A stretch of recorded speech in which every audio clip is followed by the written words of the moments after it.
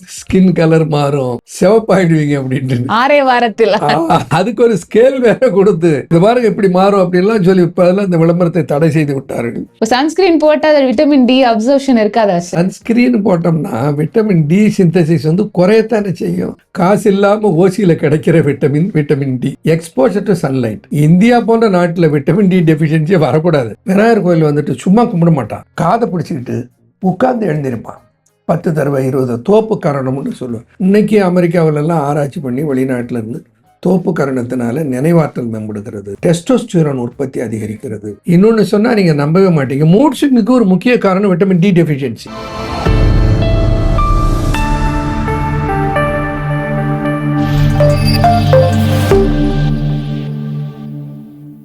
Cosmo Health நேயர்கள் அனைவருக்கும் வணக்கம். இன்றைய நிகழ்ச்சியில அறிவியல் சித்தர் டாக்டர் அன்பு கணபதி அவர்கள் நம்ம கூட இணைந்திருக்காரு. தொடர்ந்து நிறைய விஷயங்கள் பேசலாம். வணக்கம் சார். வணக்கம்மா, எப்படி இருக்கீங்க சார்? நல்லா இருக்கு. சரி, இன்னைக்கு நிகழ்ச்சியில வந்து மோஸ்ட் காமனா நிறைய பேருக்கு இருக்கிற பிரச்சனை என்ன அப்படின்னா இந்த விட்டமின் டிஃபிஷியன்சி. அதுல குறிப்பா சொல்லணும் அப்படின்னா விட்டமின் டி அப்படிங்கிறது தான் வந்து பெரும்பாலும் நிறைய பேருக்கு வந்து குறைபாடு இருக்கிறத நம்மளால பார்க்க முடியுது. இந்த விட்டமின் டி சோர்ஸ் எதுலெல்லாம் இருக்கு, நேச்சுரலா நமக்கு இது எப்படி கிடைக்கும் சார்? ஏன்னா பொதுவா காமன் எல்லாருக்கும் தெரிஞ்சது சூரிய ஒளியில நிற்கும் போது விட்டமின் டி கிடைக்கும் அப்படிங்கிறது. ஸோ அது என்ன டைம்ல இருக்கணும், எவ்வளோ நேரம் இருக்கணும், இல்ல உணவு மூலியமா இதை வந்து நம்ம சரி செஞ்சுக்க முடியுமா? அதை பத்தி ஒரு விளக்கம் கொடுங்க சார். அதாவது விட்டமின் டி வந்து பொதுவாக எல்லாருக்கும் தெரிஞ்ச செய்தி என்னன்னா, எலும்பினுடைய கட்டுமான பொருள் விட்டமின் டி அப்படின்னு எல்லாருக்கும் தெரியும். எலும்பினுடைய பலத்துக்கும் திடத்துக்கும் ஆரோக்கியத்துக்கும் விட்டமின் டி தேவை அப்படின்னு தெரியும். இன்னொன்று நீங்கள் சொன்னது போல எல்லாருக்கும் தெரிஞ்சது காசு இல்லாமல் ஓசியில் கிடைக்கிற vitamin D exposure to sunlight. India போன்ற நாட்டில் விட்டமின் டி டெஃபிஷியன்சியே வரக்கூடாது. ஆனால் என்னோட மருத்துவமனைக்கு வருகிறவங்களுக்கு மூட்டு வலி, இடுப்பு வலி, எலும்பு வலி, எல்லாம் வலிக்குது, எலும்பெல்லாம் வலிக்குதுன்னு வருவாங்க. அப்படி வலிக்கு சொன்னால் உடனே ஒரு பிளட் டெஸ்ட் பண்ண சொல்லுவோம். அதில் 3 தான் முக்கியமாக நான் பார்க்க சொல்லுவேன். Vitamin D, vitamin B12 and vitamin E. இதை பார்க்க சொல்லுவோம். மற்ற 3 டெஃபிஷியண்ட்டாக இருக்கும். என்ன வேடிக்கைன்னா ஓசியில் கிடைக்குது. சன்லைட்டு நம்ம சன்லைட்டை தவிர்ப்பதனால, ஏசிக்குள்ளேயே இருப்பதனால, அதை விட கொடுமை சன்ஸ்கிரீன். ஆமா சார், அதுதான் கேட்கணும்னு நினைச்சேன். சன்ஸ்கிரீன் போட்டா அது விட்டமின் டி அப்சர்ப்ஷன் இருக்காதா சார்? சன்ஸ்கிரீன் போட்டோம்னா விட்டமின் டி சிந்தசிஸ் வந்து குறையத்தானே செய்யும். அது ஃபேஸ்க்கு மட்டும் தானே சார்? மற்ற இடம் எல்லாம் சிலர் ஃபேஸுக்கு போடுறாங்க, சிலர் உடம்புல எங்கெங்க முடியுமோ. உங்களுக்கு தெரியுமான்னு தெரியல, ஒரு கிரீம் ஒன்று அப்போ ரொம்ப விளம்பரம் பண்ணி விற்று கொண்டு இருந்தார்கள். நிறம் வந்து மாறும், ஸ்கின் கலர் மாறும், சிவப்பாயிடுவீங்க அப்படின்ட்டு. 6 வாரத்தில். அதுக்கு ஒரு ஸ்கேல் வேற கொடுத்து இது பாருங்க இப்படி மாறும் அப்படின்லாம் சொல்லி இப்ப அதெல்லாம் இந்த விளம்பரத்தை தடை செய்து விட்டார்கள். அப்படி விட்டார்களே, அது பேன் பண்ணிட்டாங்களா சார்? எத்தனை பேர், அதுக்கு ஏகப்பட்ட பிரச்சனை இருக்கிறது, நிறைய வழக்குகள் இருக்கின்றன. ஒரு வாரத்துல மாறிடும், 15 6 வாரம் தான் சார். 6 வாரத்துல சிவப்பழகு. அதை இந்த பிள்ளைங்க என்ன பண்ணும், கையில ஃபுல்லா, முகத்துல, கழுத்துல, எங்கெங்க உடம்பு தெரியுமோ அங்கெல்லாம் வாரி பூசி சிவப்பா வரவங்க கண்ணாடியில் பார்க்கும். காசு தான் தீர்ந்திருக்கும், எந்த கலரும் மாறி இருக்காது. அப்போ இந்த விட்டமின் டி இயற்கையாகவே சன்லைட்லேருந்து கிடைக்கிற ஒன்றை நாம் தவிர்ப்பதன் மூலமாக விட்டமின் டி சிந்தசிஸை இல்லாமல் பண்ணிடுறோம். ஓகே சார், இப்போ வெயில்ல இருக்கணும் அப்படின்னு நீங்க சொன்னீங்க. இது என்ன நேரத்துல இருக்கணும்? ஒரு சிலவங்க சொல்றாங்க அந்த சூரிய உதயமாகி வரும்போது அந்த இளம் வெயில்ல இருக்கணும், மாலை நேர இளம் வெயில் அப்படின்னு சொல்றாங்க. ஒரு சிலவங்க வந்து 11 மணிலேருந்து 2 மணி வரைக்கும் இருக்கக்கூடிய வெயில்ல தான் விட்டமின் டி சோர்ஸ் வந்து நமக்கு ப்ராப்பரா கிடைக்கும் அப்படின்ற மாதிரி சொல்றாங்க. எந்த டைம்ல நம்ம இருக்கணும் சார்? சன்லைட் எக்ஸ்போஷர் நல்லது எப்படின்னா, அதிகமாக சூடேறிய வெப்பம் படாமல். அந்த அல்ட்ரா வயலட் ரேஸ் நமக்கு எப்போ கிடைக்குதுன்னா இந்த காலை நேரத்தில் தான் கிடைக்கும். அது பழக்கத்தில் வைத்திருந்தார்கள். ஒவ்வொரு ஊர்லேயும் ஒரு ஆறு இருக்கும், பக்கத்தில் ஒரு குளம் இருக்கும், ஏரி இருக்கும், ஊருண்ணி இருக்கும், தண்ணீர் தேக்கம் இருக்கும். மக்கள் என்ன பண்ணுவாங்க, காலையில் போய் குளிச்சுட்டு இந்த விநாயகர் கோயிலுக்கு முன்னாடி வந்து இடுப்பில் ஒரு துண்டு கட்டியிருப்பான், அவ்வளோதான். பெண்கள் பாவாடை இழுத்து இப்படி கட்டிட்டு நான் கிராமத்தில் இருந்தபோது அதை மிக சாதாரணமாக பார்த்துறது. அது ஒரு விகல்பமாக, அதில் விஷமத்தனமே இருக்காது. அப்போது இந்த இடுப்பில் ஒரு துண்டை கட்டிட்டு வந்துட்டு குளிச்சுட்டு வந்து ஈரத்தூடலில், ஆராய்ச்சி சொல்லுகிறது, ஈரமாக நீர்த்திவளைகள் மேலே இருக்கிற ஒரு உடலில் சூரிய கதிர் படுகிற போது நிறைய விட்டமின் டி சிந்தசிஸ் நடக்கிறது. இப்போ ஈரமாக இருக்கணும். இப்போ நம்ம இடுப்பில் ஒரு துண்டை கட்டிக்கிட்டு அதை விட என்ன நம்ம சிறப்பு. விநாயகர் கோயில் வந்துட்டு சும்மா கும்பிட மாட்டான், காதை பிடிச்சிக்கிட்டு உட்கார்ந்து எழுந்திருப்பான் 10 தடவை 20 தோப்பு கரணம்னு சொல்லுவேன். இன்னைக்கு அமெரிக்காவிலெல்லாம் ஆராய்ச்சி பண்ணி வெளிநாட்டில் இருந்து தோப்பு கரணத்தினால நினைவாற்றல் மேம்படுகிறது. அதனால நிறைய டெஸ்டோஸ்டிரான் உற்பத்தி அதிகரிக்கிறது. கொரோனா வந்தபோது ஜெர்மனில் ஆராய்ச்சி பண்ணி ஒரு ஆராய்ச்சி கட்டுரை வெளியிட்டார். என்னன்னா, இந்த டெஸ்டோஸ்டிரான் யாருக்கெல்லாம் குறைவாக இருக்கிறதோ அவர்களெல்லாம் கொரோனா நோய் எளிதில் பாதித்தது. இப்போ டெஸ்டோஸ்டிரான் ஒரு நோய் எதிர்ப்பாற்றலை தருகிற வல்லமை உடையது. ஆண்களுக்கு மட்டும் இல்லை, பெண்களுக்கும் குறிப்பிட்ட அளவுக்கு டெஸ்டோஸ்டிரான் உண்டு. அது ஆண்களுக்கு அது அதிகமாக இருக்கும், அவ்வளோதான். அப்போ இந்த டெஸ்டோஸ்டிரான் அதிகரிக்கும் என்று எந்த சித்தர்களும் சொல்லலை. நான் நடைமுறையில் என்ன பண்ணிட்டான், தோப்பு கரணம் போட சொன்னேன். Weight lifting increases testosterone. Weight lifting பண்ணால் கூடும். என்ன பண்ணுறான், தன் காதை கையில் பிடிச்சிக்கிட்டு தன்னுடைய வெயிட்டை தானே உட்காந்து தூக்குறான்.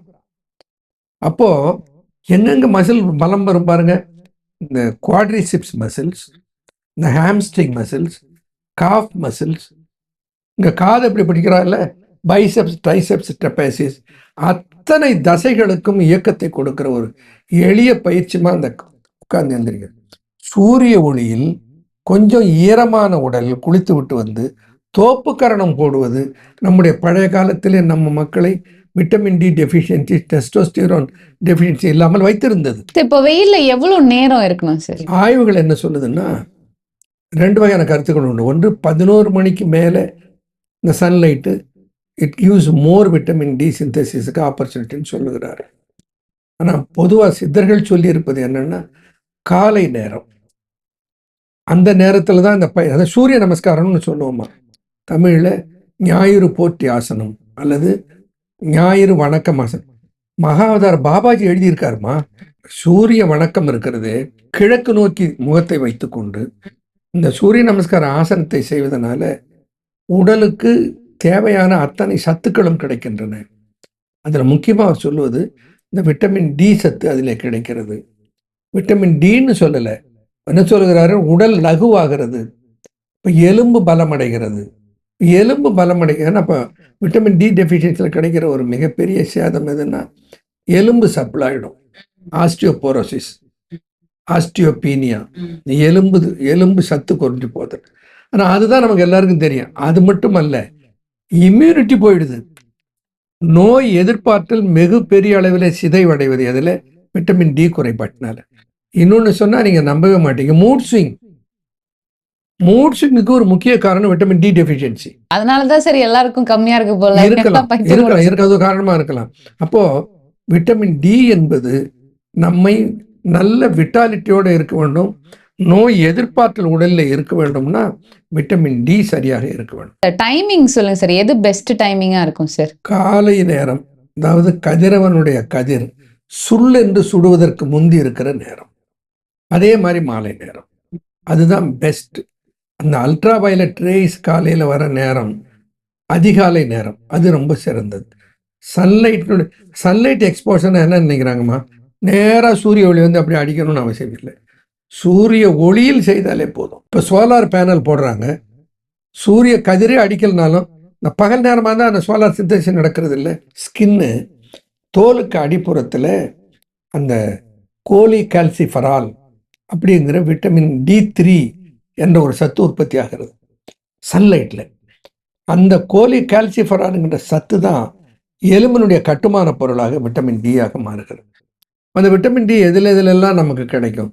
சூரிய ஒளி ஒன்று தானா? இல்லை, இந்த மில்க் ப்ராடக்ட்ஸில் எல்லாம் அது கிடைக்கும்.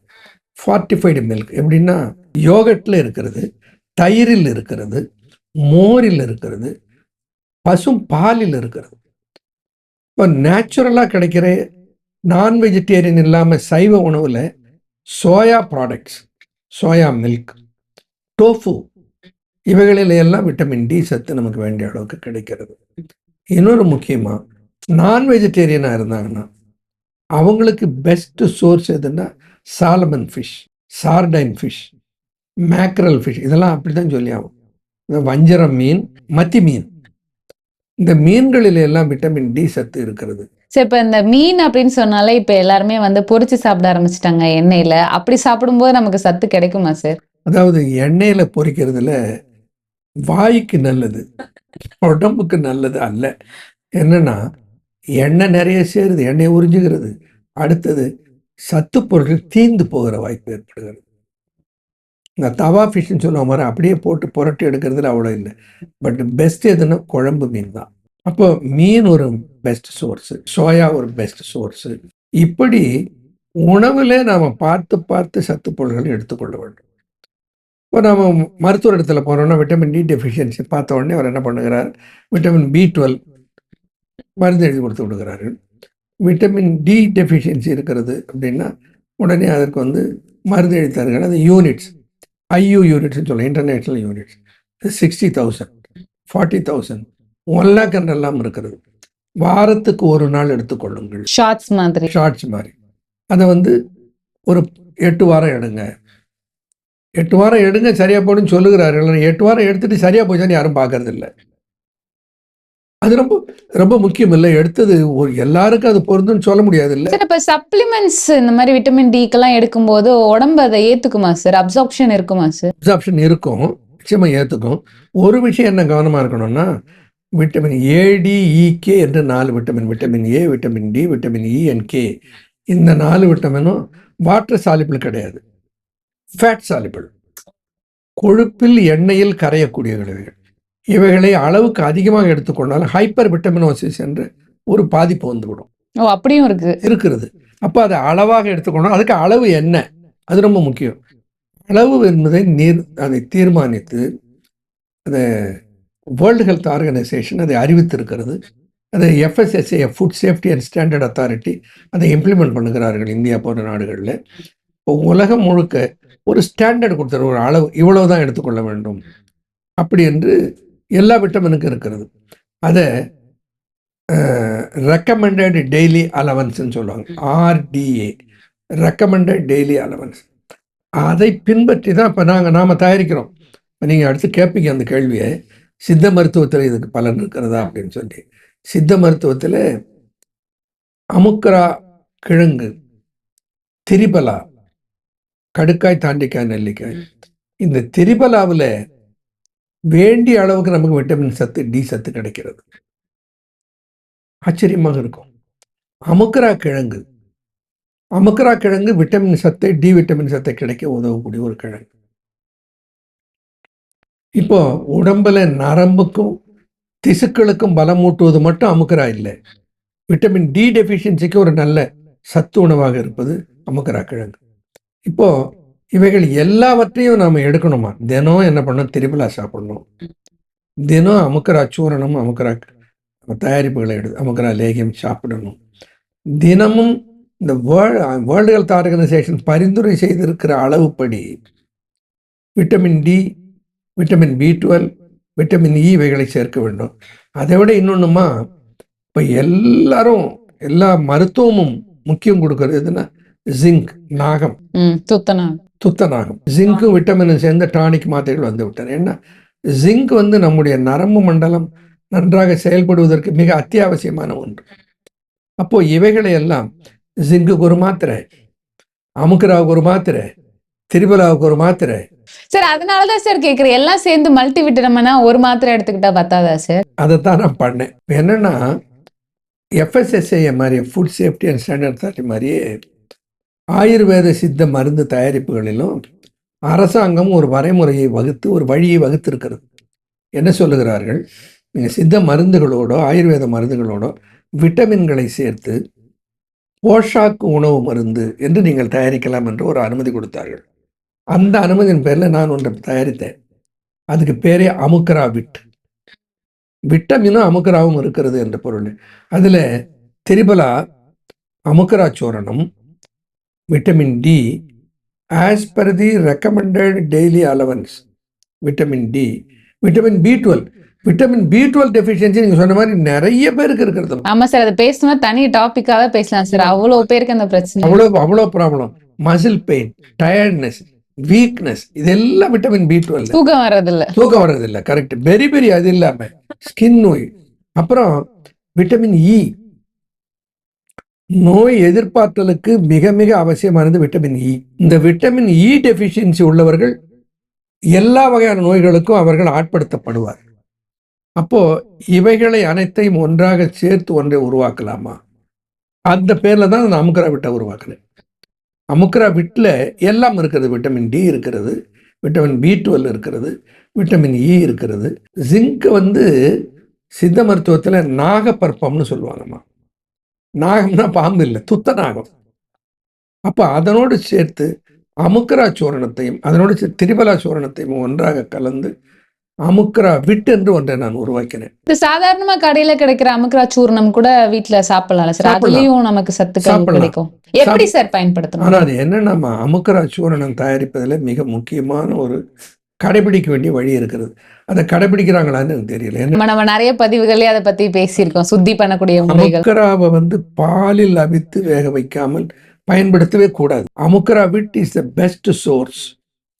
எல்லா வகையான இந்த விட்டமின் டெஃபிஷியன்சியும் விட்டமின் குறைபாடுகளை சரி செய்து கொண்டு ஆரோக்கியப்படுத்திக் கொள்வதற்கு அது வழிவகுக்கும். ஓகே, இந்த கடையில கிடைக்கக்கூடிய அமுக்ரா சூர்ணத்தை நம்ம வாங்கி சாப்பிட்ற மாதிரி இருந்தது அப்படின்னா அதை நம்ம எப்படி பயன்படுத்தணும், எந்த அளவில் எடுத்துக்கணும், எந்த நேரத்தில் எடுத்துக்கணும் சார்? அமுக்ரா சூரணம் ஒரு நாளைக்கு 2 வேளை பீடியாக எடுத்துக்கிட்டா போகிறோம். காலை அண்டு மாலை. உணவுக்கு ஒரு அரை மணி நேரம் முன்னால், உணவு சாப்பிட்டு விட்டு இருந்தால் அரை மணி நேரம் கழித்து, ஒரு தேக்கரண்டி அல்லது அரை தேக்கரண்டி அளவு, உடலினுடைய பருமனை பொறுத்து வயதை பொறுத்து, அதை பாலிலோ அல்லது வெந்நீரிலோ போட்டு சாப்பிடலாம். நல்லா இருக்கும், சாப்பிட்றதுக்கு நல்லா இருக்கும். அப்படி எடுத்துக்கொள்வதுன்னா உடல் வலி போகும், பாடி பெயின் இருக்காது, பாடி பெயின் போகும், பாடியினுடைய அழற்சி தளர்ச்சி ஒரு மாதிரி சோம்பல் சோர்வு அதெல்லாம் போயிடும். ஏன்னா அதுக்கு பேரேமா அஸ்வகந்தின்னு சொல்லுவாங்க சான்ஸ்கிரிட்ல. அஸ்வம்னா குதிரை, கந்தின்னா யானை. குதிரை யானை பலத்தை தருகிற ஒரு மூலிகை. அந்த சைனாவில் ஜென்சிங்னு ஒன்று சொல்றாங்க பாருங்க, அதற்கு ஈக்குவலாக பாராட்டப்படுகிற ஒரு மூலிகை இந்த அமுக்ரா. அப்போ அமுக்ரா சூரணத்தை அன்றாடம் எடுக்கிறது நல்லது. திரிபலா சூரணம் எல்லா சத்துக்களும் அடங்கி வாத பித்த கபம் என்கின்ற 3க்கும் பலம் தருகிற வல்லமை உடையது. சும்மா வரட்டு பிடிவாதம் பண்ணக்கூடாது. எனக்கு தெரிஞ்சாதான் நான் இதை தான் சாப்பிடுவேன், நான் அலோபதி தான் சாப்பிடுவேன். அலோபதியில் தான் அது அறிவியல் மருத்துவம், சித்த ஆயுர்வேதம்லாம் ஒன்றுமில்லை, அதுவும் தவறு. அதே மாதிரி நான் சித்த மருத்துவம் தான் சாப்பிடுவேன், அலோபதியில் ஏகப்பட்ட சைடு எஃபெக்ட், அதை தொட மாட்டேன் அப்படின்னு சொல்லுவதும் தவறு. வாழ்நாள் பூரா சாப்பிடணுங்கிறாங்க. ஒரு பிபின்னா ஒரு சுகர்னா. அப்படி இல்லாமல் சித்த மருத்துவத்தில் கொஞ்ச நாளில் சரி பண்ணிக்கணும். சித்த மருத்துவத்தில் சரி பண்ணிக்கொள்ள முடியும் எப்போ அதற்குரிய உணவு உடற்பயிற்சியை கையாண்டால் முடியும். அதை பண்ணாம மாத்திரை சாப்பிட்டு நல்லா பண்ண முடியாது. ஸோ இன்னைக்கு நிகழ்ச்சியில மக்கள் நிறைய பேருக்கு தேவைப்படக்கூடிய ஒரு தலைப்பு, இந்த விட்டமின் டி குறைபாடை சரி செய்யறதுக்கு என்ன மாதிரியான மருந்துகள் இருக்கு, சித்த மருந்துகள் இருக்கு, வீட்டில் இருந்தபடி அதுக்கு நம்ம என்னெல்லாம் செய்யலாம், சூரிய வெளிச்சத்துல நிக்கிறதுக்கான நிறைய பேருக்கு இருக்கக்கூடிய சந்தேகம், அதற்கு ரொம்ப தெளிவான விளக்கம் எங்களுக்காக கொடுத்தீங்க. ரொம்ப நன்றி சார். நன்றிம்மா, வணக்கம்.